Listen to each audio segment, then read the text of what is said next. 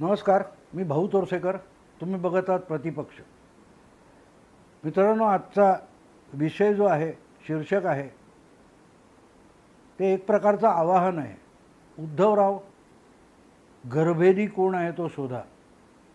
हो, सुशांत प्रकरण ज्या पद्धतीत शिगेला जाऊन पोहोचलं, त्यानंतर मुख्यमंत्री उद्धव ठाकरे यांना हे माझं प्रामाणिक आवाहन आहे.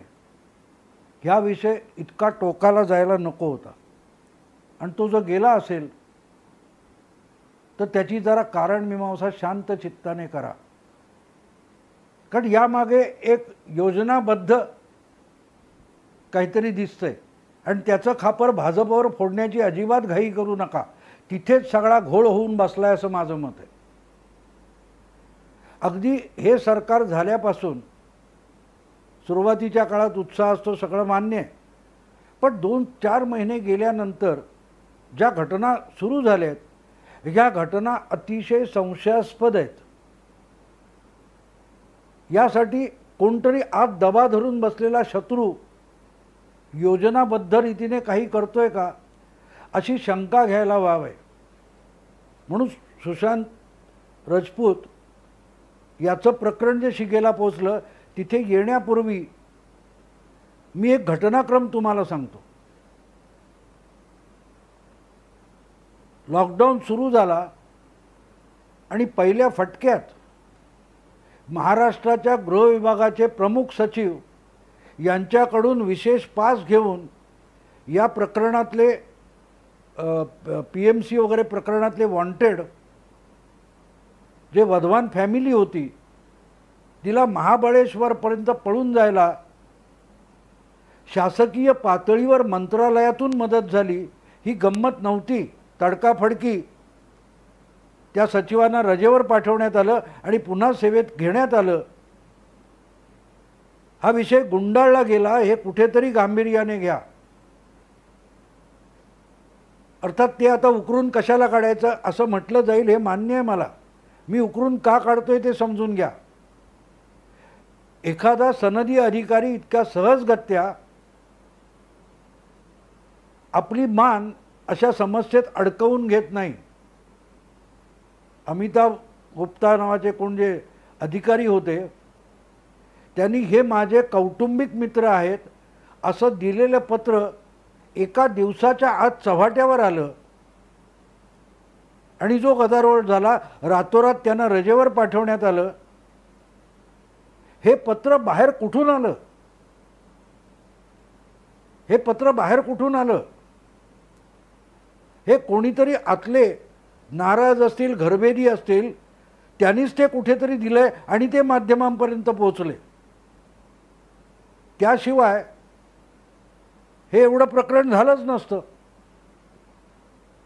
मग त्यांना रजेवर पाठवलं वगैरे वगैरे. पण त्यातून जो ठपका आला,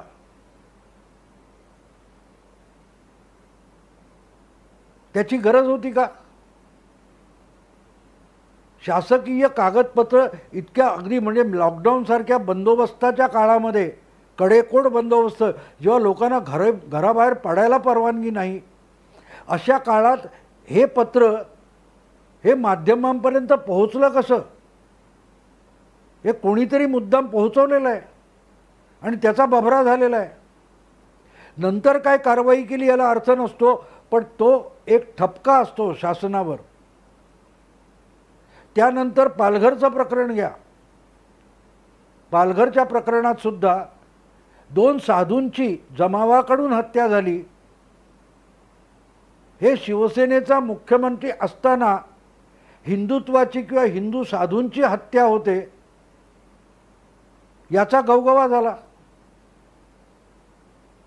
ते होऊन झाकपाक करण्याचा प्रयत्न झाला, पण ते पण प्रकरण चव्हाट्यावर येत गेलं. त्याचे धागेदोरे बघता बघता माध्यमांपर्यंत पोचत होते, ज्या काळात पत्रकारसुद्धा लॉकडाऊनमुळे राजरोस रस्त्यावर फिरत नव्हते. अशा काळात हे बारीक सारीक तपशील पालघर प्रकरणाचे हे माध्यमांसमोर कोण पोहोचवत होता? हा कोणतरी त्या शासनात महत्त्वाच्या जागी बसलेला एक माणूस असेल, 50 माणसं असतील. कदाचित नोकरशाहीतले कोणी नाराज लोक असतील,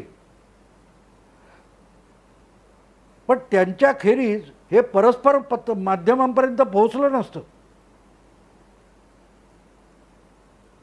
आणि त्यामुळे दुसऱ्यांवर कोणावर राजकीय आरोप करण्यापेक्षा राजकीय आरोप करून भाजप भाजप भाजप असं बोलून तुमच्या समस्या संपल्या नाहीत, त्या पुन्हा पुन्हा रिपीट होत गेल्या, त्यात चुका होत राहिल्या. आणि जसं काय विरोधी पक्षांच्या हाती कोलीत देण्यासाठी शासन व्यवस्थेत बसलेले कोणी काही करतंय का, याकडे गंभीरपणे बघण्याची गरज आहे. वारंवार तुमचे प्रवक्ते आणि सहकारी उद्धव साहेब हवाले देत असतात की सरकारला कुठला धोका नाही. सरकार याचा अर्थ फक्त आमदारांची बेरीज नसते. कुठल्याही सरकारचं स्थैर्य हे फक्त आमदारांच्या बेरजेवर नसतं. त्या सरकारची जनमानसातली पत हे सगळ्यात मोठं स्थैर्य असतं. त्यामुळे माध्यमांनी कितीही कल्लोळ केला म्हणून एखाद्या पक्षाच्या राजकीय भवितव्यावर काहीही परिणाम होत नाही. पण त्याच वेळेला एखाद्या पक्षाकडे भक्कम बहुमत आहे म्हणूनही परिणाम होत नाही असं नाही. हे आपण कर्नाटक, मध्य प्रदेश आणि राजस्थानमध्ये बघितलेलं आहे. त्यामुळे मुद्दा असा आहे की महाविकास आघाडीतल्या सगळ्या आमदारांची बेरीज हे स्थैर्य नाही आहे. प्रशासन म्हणून जी काही व्यवस्था चालते त्या प्रशासन व्यवस्थेवर शासन म्हणून राज्यकर्ते जे काम करतात त्यांची हुकूमत किती आहे. आणि या घटनाक्रम आपण बघितला तर असं वाटतं की प्रशासन किंवा नोकरशाही मोकाट आहे. तिथे कोणालाही अशी भीती वाटत नाही आहे किंवा यामुळे सत्ताधारी अडचणीत आले तर आपला कान पकडला जाईल, आपल्यावर कारवाई होईल, अशी नोकरशाहीत बसलेल्या कुणाही अधिकाऱ्यांना भीती उरली नाही असा त्याचा अर्थ आहे.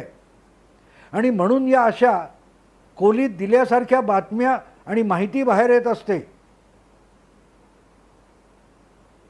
मग ती विरोधी पक्षांनी वापरायची नाही ही अट तुम्ही घालू शकत नाही.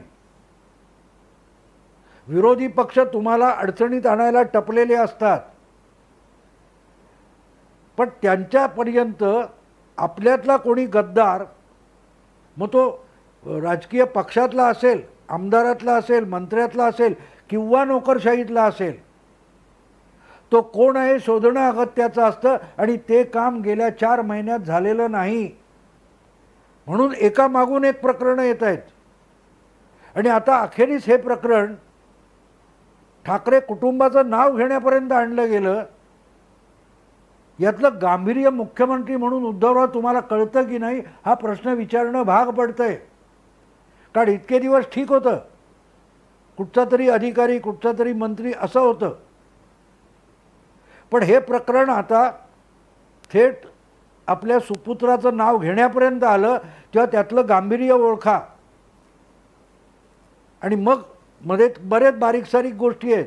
कुठे हॉस्पिटलमध्ये काय झालं असेल, कुठल्या लॉकडाऊनमध्ये काय झालं असेल, कुठल्या काय काय बऱ्याच भानगडी आलेल्या आहेत, त्याच्यात मी जात नाही. बदल्या रद्द झाल्या, कितीतरी गोष्टी आहेत, ते सोडून द्या. पण सुशांत सिंग राजपूत प्रकरण ज्या प्रकारे शिगेला पोहोचवण्यात आलेलं आहे त्यातल्या पाऊलखुणा पण ओळखायला कोणी नाही आहे मुख्यमंत्र्यांच्या मदतीला.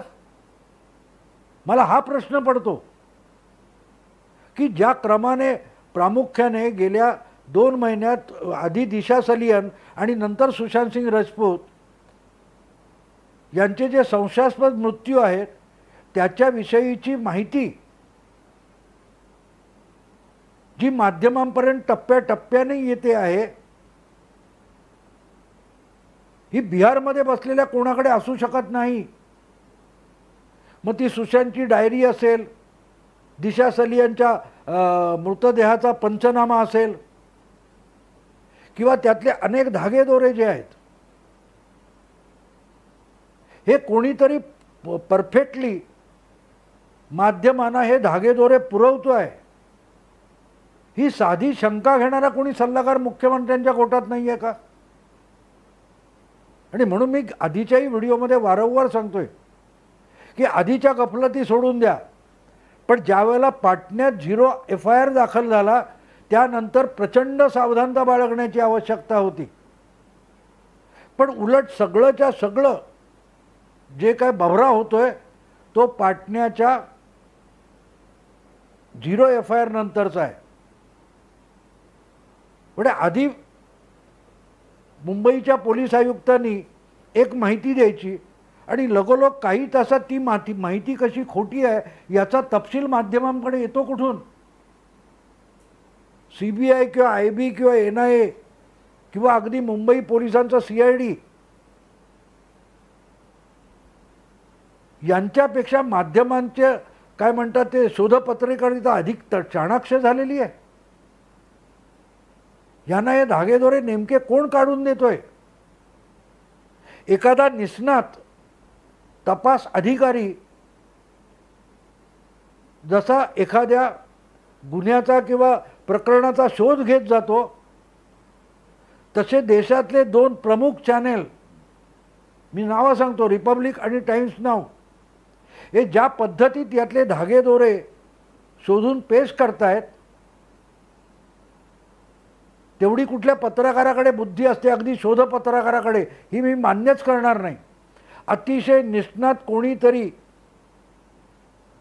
तपास अधिकारी हे प्रकरण क्रमाक्रमाने उलगडतोय आणि त्याला आवश्यक असलेले धागेदोरे, दस्तावेज, कागदपत्र, पुरावे, माणसं, साक्षीदार हे पुरवले जात आहेत. हे पोलीस खात्याच्या बाहेरचा कोणी सहजगत्या देऊ शकत नाही. मला सांगा, ज्या दिशा सलियनच्या मृत्यूचा कुठेही गाजावाजा झाला नव्हता, आज 2 महिन्यांनंतर तिच्या संबंधातले माणसं, कागदपत्र, पुरावे ज्या क्रमाने एखाद्या कोर्टात केस मांडावी तसे समोर आणले जातात. हे आपोआप आले, पत्रकारांना सापडले? शक्यच नाही. एवढे आपल्याकडचे पत्रकार हे इतके निष्णात झाले की मी मान्यच करणार नाही. यामागे कोणीतरी अतिशय निष्णात तपास अधिकारी म्हणून ज्याच्या गाठीशी प्रचंड अनुभव आहे असा कुठला तरी मेंदू ते काम करतोय आणि त्याला आवश्यक असणारे धागेदोरे आणि कागदपत्र किंवा पुरावे हे शेवटी याच शासन व्यवस्थेतून येत आहेत, हे अजिबात नाकारता येणार नाही आहे. आणि म्हणून मी सुरुवातीला म्हटलं, उद्धवराव, घरभेदी कोण आहे तो शोधा, घरभेदी कोण आहे तो शोधा. आमदारांची बेरीज नका दाखवू, त्याचा काही उपयोग नाही आहे. जेव्हा ढासळायला लागतं ना तेव्हा त्यातले अनेक जण बुडणाऱ्या जहाजातून पळणाऱ्या उंदरासारखे पळतात. त्या बेरजेला काहीही अर्थ नसतो. हे आपण अनेकदा देशात अलीकडच्या राजकारणात बघितलं आहे. तेव्हा ऑपरेशन कमळ असल्या टिंगल करण्याने काही होणार नाही. अगदी भाजपला नाव ठेवून काही होणार नाही आहे. सावधानता बाळगायची असेल तर नेमकी आवश्यक पिन पॉइंटेड माहिती कुठून जाते, कुठल्या मार्गाने जाते, कुठल्या सोर्सकडून जाते याचा शोध घेण्याची आवश्यकता आहे. मग त्याच्यात पोलिसच असतील असं नाही, नोकरशहा असतील, कोणी नाराज नोकरशहा असतील. बढती किंवा बदल्यांमध्ये नाराज झालेले लोक अशा रीतीने दगाबाजी करू शकतात. ते कोण आहेत मला माहीत नाही, पण ज्या पद्धतीने हे सुशांत प्रकरण इतक्या टोकाला नेण्यात आले आहे ते बघितल्यानंतर माझी खात्री आहे की याचा कोणतरी सूत्रधार आहे आणि तो पाटण्यात नक्कीच नाही आहे, दिल्लीत पण नक्की नाही आहे. तो महाराष्ट्रात बसलेला आहे, मुंबईत बसलेला आहे आणि त्याला साथ देणारे तुमच्या सरकारमध्ये, राज्यकर्त्यांमध्ये आणि शासनामध्ये आहेत. ही निर्विवाद गोष्ट आहे. तेव्हा कृपा करून त्याचा शोध घ्या की हे घरभेदी कोण आहेत. अनेकदा तुमच्या पक्षाच्या नेत्यांकडून, प्रवक्त्यांकडून आगाऊपणा झालेला आहे. अगदी 3 पक्षांची बेरीज जेव्हा सांगितलं जाते तेव्हा अजूनही उत्साहाने, तितक्याच ठामपणे काँग्रेसचे नेते, मी याच्यावर व्हिडिओ केला होता की शिवसेना एकाकी, काँग्रेसचे नेते तितक्या हिरिरीने सुशांत प्रकरणात सरकारची आणि मुख्यमंत्र्यांची बाजू घ्यायला पुढे आलेले नाहीत.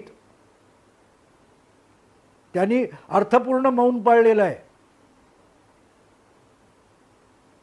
त्यासाठी संजय निरुपम सारखा मुंबई काँग्रेसचा माजी अध्यक्ष राजरोस बोलतोय, त्याच्यावर काँग्रेस पक्षाने कुठलीही कारवाई केलेली नाही. तिथे लक्षात येतं की ज्या अर्थी त्यांचे पक्षश्रेष्ठी त्याला हात लावत नाहीत, त्या अर्थी कुठेतरी सत्ताधारी पक्षातल्या एका गोटातून याला सिंपथी आहे. तुमचे कार्यकारी संपादक, प्रवक्ते काल परवा शरद पवारांना भेटले आणि शरद पवारांनी घेतलेली भूमिका लक्षात घ्या. त्यांनी तुमच्याप्रमाणे ठामपणे CBI चौकशीला विरोध केला नाही. कोणाला हवी असेल, पवारांनी व्यक्त केलं की माझा 100% मुंबई पोलिसांवर विश्वास आहे, पण कोणाला चौकशी पाहिजे असेल तर व्हायला हरकत नाही. याला दुटप्पी भूमिका म्हणतात की उडाला तर पक्षी, बुडाला तर बेडूक. नकोच, ही जी शिवसेनेची किंवा मुख्यमंत्र्यांची भूमिका आहे त्याच्यामागे पवारसुद्धा ठामपणे उभे राहिलेले नाहीत. आणि यातून नोकरशाहीला, शासन व्यवस्थेला एक संदेश दिला जात असतो की जी दाखवली जाते आमदारांची बेरीज ती तितकी खरी नाही, हा तो संदेश आहे.